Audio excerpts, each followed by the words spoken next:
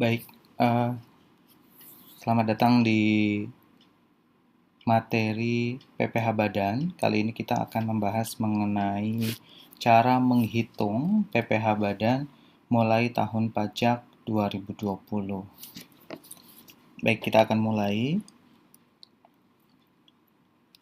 Sebenarnya, seperti yang sudah sama-sama kita ketahui bahwa cara untuk menghitung PPh Badan adalah dengan eh, mengalihkan antara penghasilan kena pajak atau biasa kita sebut sebagai PKP dengan tarif pajak. Seperti itu. Tarifnya tentu saja sebagaimana yang telah sama-sama kita ketahui diatur di pasal 17 Undang-Undang Pajak Penghasilan atau Undang-Undang PPh. Sementara untuk cara menghitungnya sendiri ini diatur di pasal 16 Undang-Undang PPh ya. Jadi bahwa PPh terutang adalah penghasilan kena pajak atau PKP dikalikan dengan tarif pajak. Pembahasan kita kali ini akan menitik beratkan pada tarif pajaknya nih sebenarnya. Eh, karena sebagaimana kita ketahui tarif pajak ini sudah mengalami perubahan beberapa kali ini dari tahun 83 sampai dengan terakhir ada juga perubahan di tahun 2020 yang akan kita bahas di slide-slide berikutnya. Baik, saya akan mulai dari sejarah tarif PPh Badan ya, karena dengan tahu sejarah kita jadi paham oh ternyata seperti itu perjalanan tarif PPh Badan di Indonesia. Nah, eh, kalau menurut undang-undangnya, undang-undang PPh sudah 4 kali mengalami perubahan ya. Pertama kali dimulai pada tahun 83 dengan terbitnya Undang-Undang Nomor 7 Tahun 83 tentang pajak penghasilan. Kemudian undang-undang tersebut direvisi pada tahun 94 melalui Undang-Undang Nomor 10 Tahun 94. Kemudian direvisi lagi pada tahun 2000 ya, dengan Undang-Undang Nomor 17 Tahun 2000 dan terakhir undang-undang yang sama direvisi dengan Undang-Undang Nomor 36 Tahun 2008. Jadi kalau kita lihat perjalanannya, undang-undang yang masa berlakunya paling lama itu sebenarnya Undang-Undang Nomor 7 ya, karena dari tahun 83 ke 94 itu 11 tahun, sementara dari 94 ke tahun 2000 itu 6 tahun, dan dari tahun 2000 ke tahun 2008 itu 8 tahun. Jadi Undang-Undang PPh yang masa berlakunya gitu ya, paling lama itu sebenarnya Undang-Undang Nomor 7 tahun 83. Baik, mengenai tarif PPh Badan, karena undang-undangnya sudah 4 kali mengalami perubahan, maka tarif PPh Badan juga telah mengalami perubahan hingga 4 kali. Kita coba lihat satu-satu ya. Yang pertama, di Undang-Undang Nomor 7 Tahun 83 itu diatur bahwa untuk wajib pajak badan tarifnya adalah progresif ya. Mungkin teman-teman sudah sama-sama paham bahwa tarif progresif adalah tarif yang dikenakan di mana ketika dasar pengenaan pajaknya naik, maka tarifnya akan ikut naik juga. Nah, itu konsep tarif progresif. Menurut Undang-Undang Nomor 7 Tahun 83, PPh Badan dikenai dengan tarif 5% untuk penghasilan kena pajak sampai dengan 10 juta. Kemudian 25% untuk penghasilan kena pajak 10 juta sampai dengan 50 juta dan 35% untuk penghasilan kena pajak di atas 50 juta. Itu dulu pertama kali Undang-Undang PPh berlaku di Indonesia melalui Undang-Undang Nomor 7 Tahun 83. Nah, kemudian pada tahun 94 ini sedikit diubah.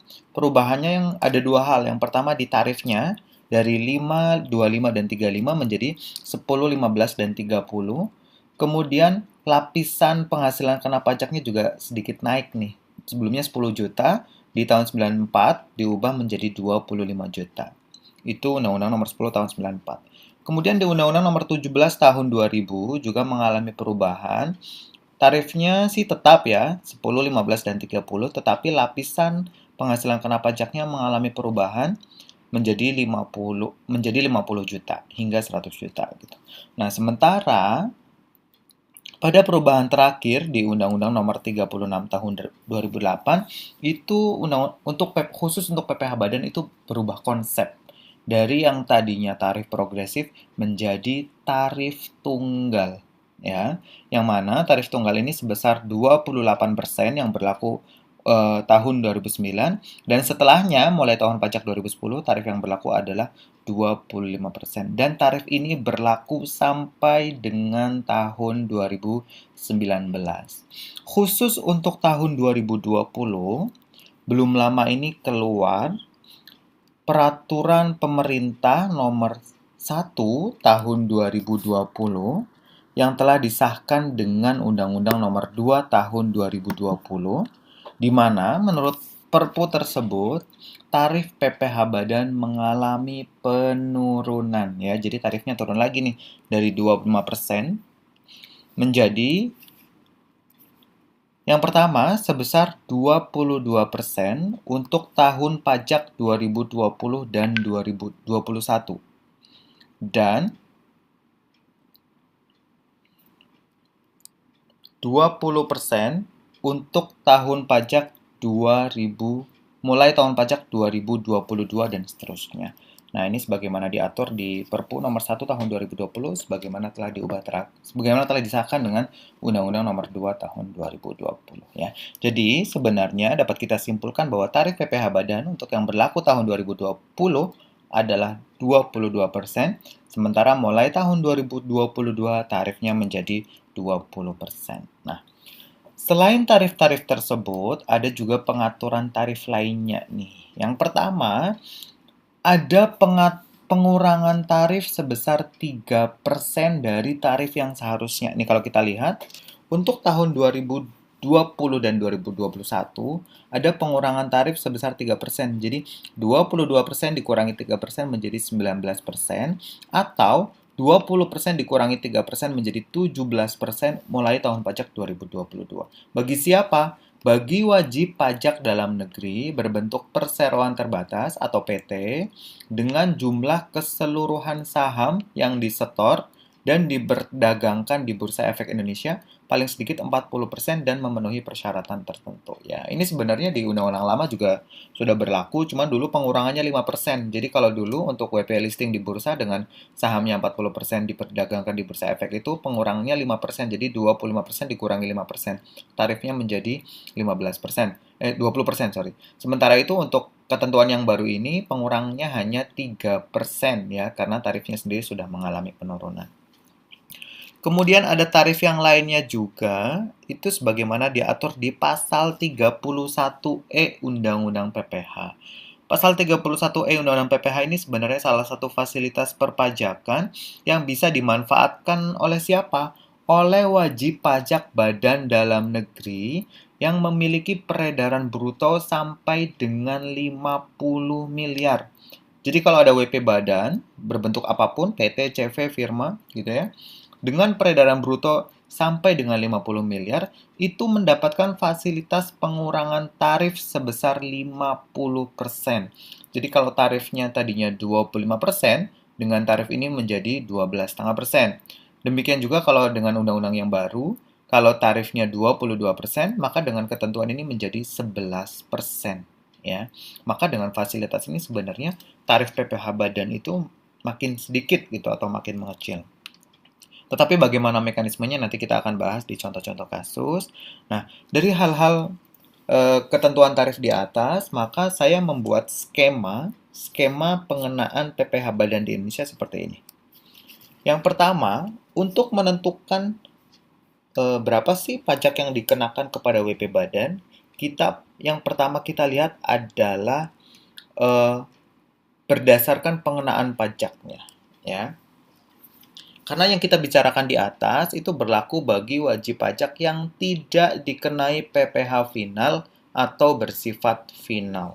Karena kalau sudah dikenai PPh final, ya sebenarnya tarif-tarif di atas tidak berlaku. Karena seperti sudah kita pahami bahwa salah satu ciri atau konsekuensi dari pengenaan PPh final adalah pajaknya dihitung dari penghasilan bruto, bukan lagi penghasilan neto. Sementara kalau kita berbicara PPh pasal 17, itu pengenaannya dari penghasilan neto. Nah, ketika suatu WP Badan dikenai PPh final atau bersifat final, maka ya pengenaan pajaknya sesuai dengan ketentuan tersebut, gitu ya. Itu yang pertama. Yang kedua yang kita bicarakan dalam materi ini adalah ketika wajib pajak badan tidak dikenai PPh final atau bersifat final, yang harus kita lihat adalah peredaran brutonya atau omset. Ya. Jadi kita akan lihat apakah omsetnya di atas atau di bawah 50 miliar. Nah, ini ada yang salah nih. Harusnya yang di bawah ini adalah omset di atas ya, atau lebih dari 50 miliar. Nah, untuk omsetnya di atas 50 miliar, baik, saya perbaiki dulu. Jadi untuk omset di atas 50 miliar,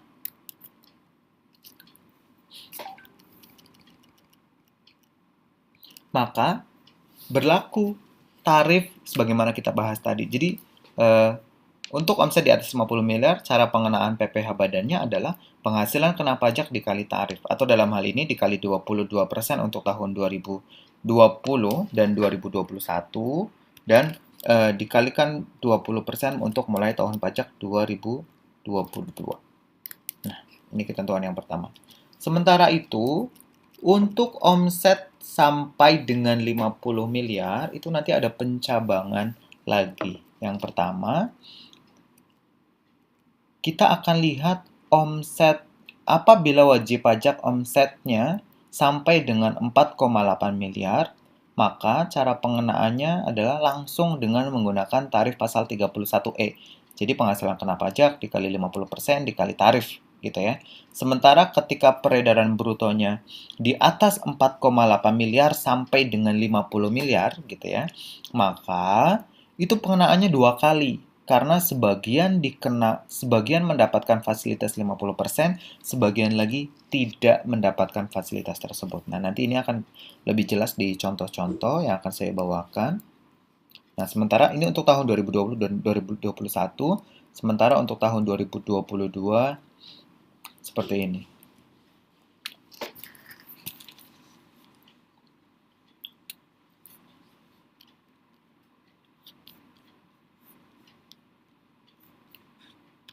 Baik, kita akan langsung melihat contoh kasusnya.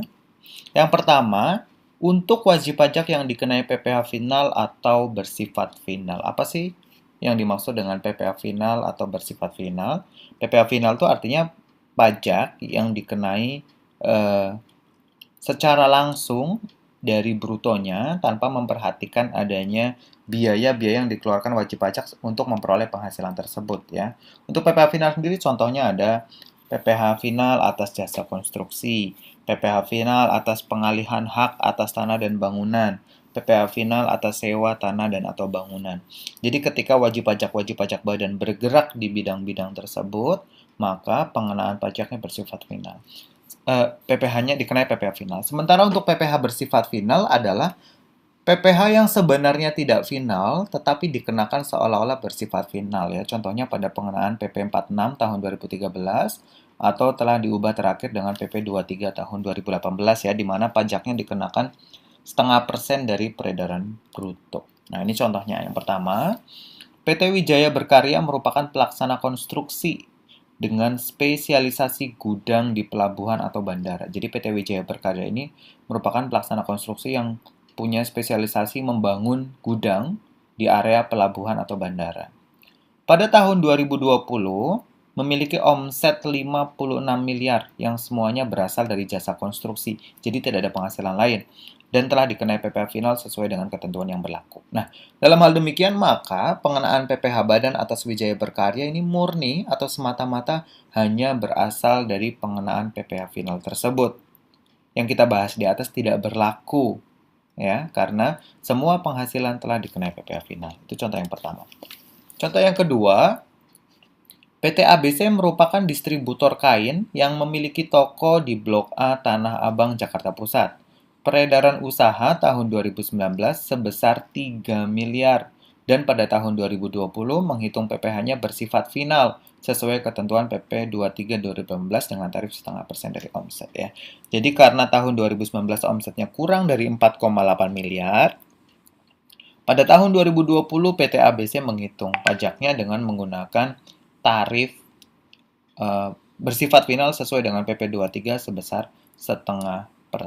Nah, dalam hal demikian, maka atas PT ABC ini sebenarnya tidak perlu menghitung pajak sesuai ketentuan di atas ya, karena sudah menggunakan ketentuan final. Ini contoh kasus yang pertama. Contoh kasus yang kedua, wajib pajak dikenai PPh dengan tarif umum, artinya bukan PPh final, dengan peredaran bruto kurang dari 4,8 ya. Jadi ini akan kita bahas. Jadi yang kita bahas contoh berikutnya adalah yang kalau di bagan yang ini. Ya, kita akan bahas yang ini. Contoh kasusnya, PT JKL merupakan manufaktur cat tembok yang memiliki pabrik di Cikarang.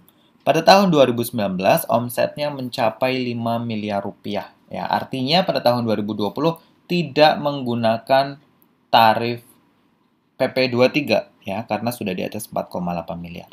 Pada tahun 2020 memiliki peredaran usaha 4 miliar dengan penghasilan kena pajak sebesar 1 miliar rupiah.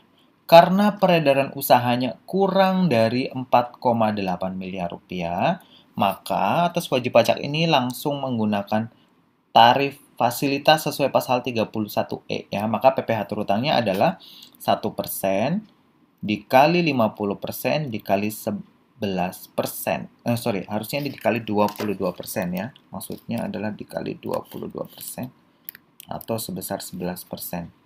Sehingga PPh terutangnya adalah sebesar 110 juta rupiah. Ya.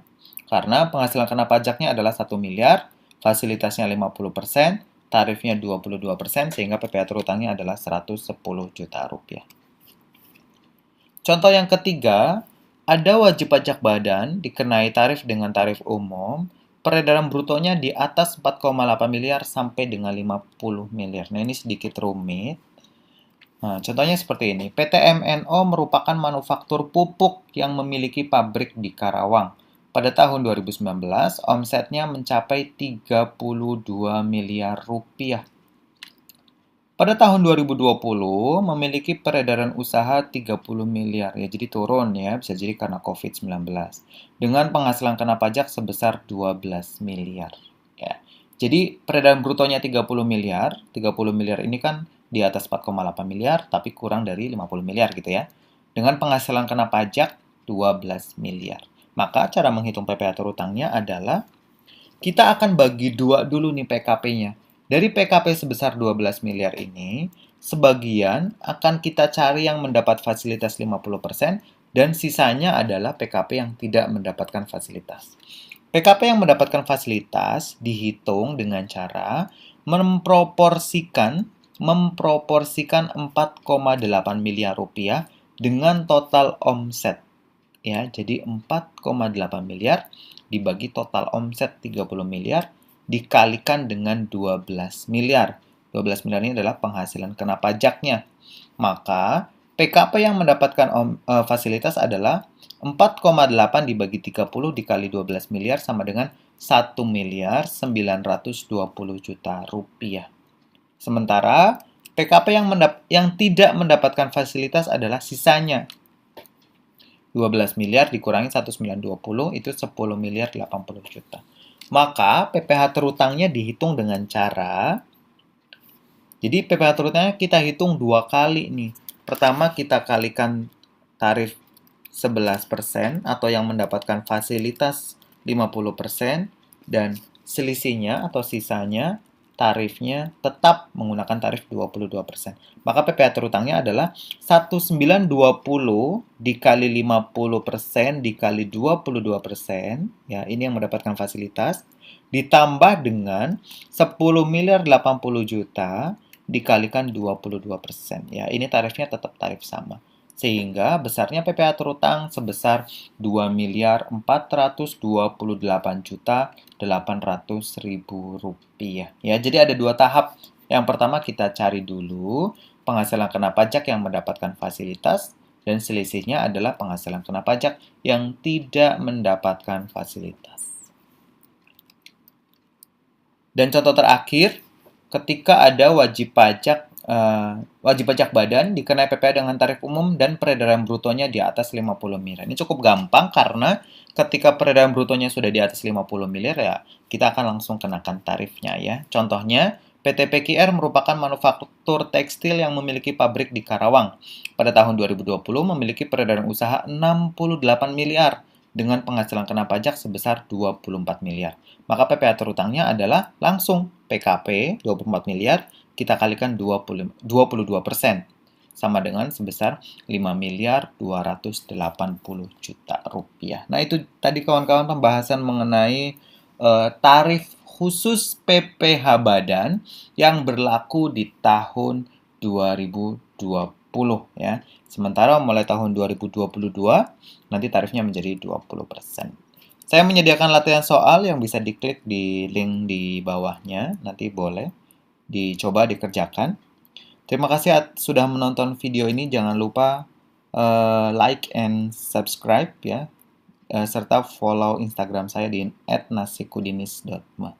Terima kasih.